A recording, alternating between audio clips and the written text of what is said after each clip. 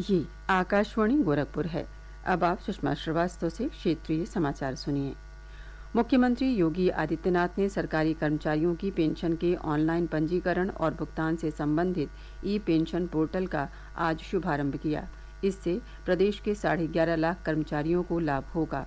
इस अवसर पर लखनऊ के लोक भवन सभागार में आयोजित कार्यक्रम को संबोधित करते हुए मुख्यमंत्री ने कहा कि उत्तर प्रदेश देश का पहला राज्य है जो अपने पेंशन धारकों को ये सुविधा प्रदान कर रहा है। उन्होंने कहा कि ई पेंशन पोर्टल कर्मचारियों के लिए पेंशन की सुविधा को आसान बनाएगा। उन सभी पेंशन धारकों के लिए जो इस समय पेंशन प्राप्त कर रहे हैं या जिन्हें पेंशन प्राप्त करना है, इन सभी के लिए आज ई पेंशन पोर्टल इसी प्रक्रिया का एक हिस्सा है जिससे आपके जीवन को और सरलीकरण किया जा सके। और हम कह सकते हैं कि यह ईज ऑफ लिविंग का ही एक हिस्सा है, व्यक्ति के जीवन को सरलीकरण करना। वित्त विभाग ने चिंता की, अपर मुख्य सचिव वित्त और उनकी टीम ने पोर्टल विकसित किया और आज प्रदेश के लाखों कार्मिकों के जीवन में एक परिवर्तन लाने वाला एक ऐसा अवसर हम सबके सामने है। आपने देखा होगा 31 मार्च को जो लोग रिटायर हुए ऐसे 1220 कार्मिकों का भुगतान उनके खाते में सीधे ऑनलाइन चला गया है। मुख्यमंत्री ने कहा कि प्रधानमंत्री नरेंद्र मोदी की प्रेरणा से राज्य में तकनीक के अधिकाधिक उपयोग से लोगों के जीवन में व्यापक परिवर्तन लाने का कार्य हो रहा है।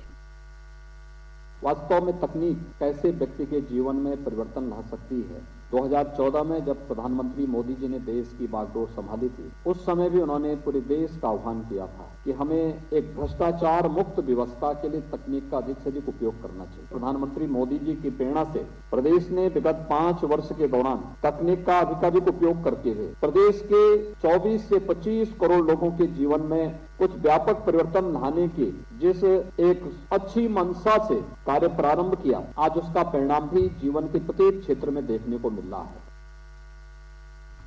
ई पेंशन पोर्टल के माध्यम से कर्मचारियों के पेंशन भुगतान की व्यवस्था पूरी तरह ऑनलाइन हो गई है। कर्मचारी को सेवानिवृत्ति से 6 माह पूर्व ई पेंशन पोर्टल पर अपना पंजीकरण कर पेंशन के लिए आवेदन करना होगा।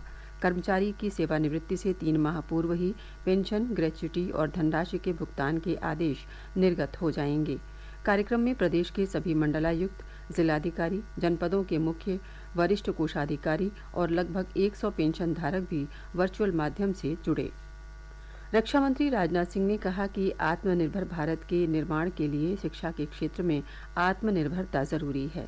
उन्होंने कहा कि प्रधानमंत्री नरेंद्र मोदी के नेतृत्व में देश शिक्षा में आत्मनिर्भरता को सुनिश्चित करने के लिए तेजी से कार्य कर रहा है। उन्होंने कहा कि नई राष्ट्रीय शिक्षा नीति आत्मनिर्भर भारत के लिए अहम पड़ाव साबित होगी। श्री राजनाथ सिंह आज दीनदयाल उपाध्याय गोरखपुर विश्वविद्यालय के पहले पुरातन छात्र सम्मेलन को बतौर मुख्य अतिथि वर्चुअल माध्यम से संबोधित कर रहे थे। श्री राजनाथ सिंह ने कहा कि नई राष्ट्रीय शिक्षा नीति का उद्देश्य युवाओं में उद्यमिता और स्वरोजगार के अलावा शोध तथा नवोन्मेष को बढ़ावा देना है। उन्होंने कहा कि आज कई दिग्गज अंतर्राष्ट्रीय कंपनियों के संचालन की जिम्मेदारी भारतवंशी संभाल रहे हैं, जो गर्व की बात है। श्री राजनाथ सिंह गोरखपुर विश्वविद्यालय के विद्यार्थी रहे हैं और उन्होंने यहाँ से फिजिक्स में परास्नातक किया है। प्रदेश में पिछले 24 घंटों में कोरोना संक्रमण के 269 नए मामले सामने आए हैं, जबकि इस दौरान 218 रोगी स्वस्थ हुए हैं। सक्रिय मामलों की संख्या बढ़कर 1587 हो गई है। कल 1,20,000 से अधिक कोविड नमूनों की जांच की गई। अब तक 11 करोड़ 14 लाख से अधिक नमूनों की जांच की जा चुकी है। प्रदेश में टीकाकरण भी लगातार जारी है। अब तक 31 करोड़ 48 लाख से अधिक टीके लगाए जा चुके हैं। 18 वर्ष से अधिक आयु के 100% लोगों को टीके की पहली डोज और 88% से अधिक लोगों को टीके की दोनों डोज लगाई गई हैं। आज अंतर्राष्ट्रीय श्रमिक दिवस है। विश्व के अनेक देशों में हर साल 1 मई को श्रमिक दिवस मनाया जाता है। इसे अंतर्राष्ट्रीय मजदूर दिवस या श्रम दिवस या मई दिवस भी कहा जाता है। ये दिवस मजदूर आंदोलन के संघर्ष और बलिदान की याद में मनाया जाता है। राज्यपाल आनंदीबेन पटेल और मुख्यमंत्री योगी आदित्यनाथ ने श्रमिक दिवस पर सभी श्रमिकों को शुभकामनाएं दी हैं। मुख्यमंत्री ने अपने संदेश में कहा कि श्रमिक बंधु देश की प्रगति और खुशहाली में अपने परिश्रम से अद्वितीय भूमिका निभाते हैं।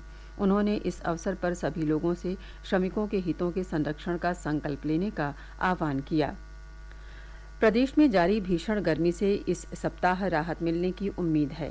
विभाग के अनुसार पश्चिमी विक्षोभ के सक्रिय होने के कारण अगले कुछ दिनों के दौरान पूर्वी उत्तर प्रदेश में तापमान में गिरावट दर्ज की जाएगी। अगले 4 दिनों के दौरान राज्य के कुछ स्थानों पर गरज चमक के साथ हल्की वर्षा हो सकती है। इसके साथ ही क्षेत्रीय समाचारों का ये बुलेटिन समाप्त हुआ। नमस्कार।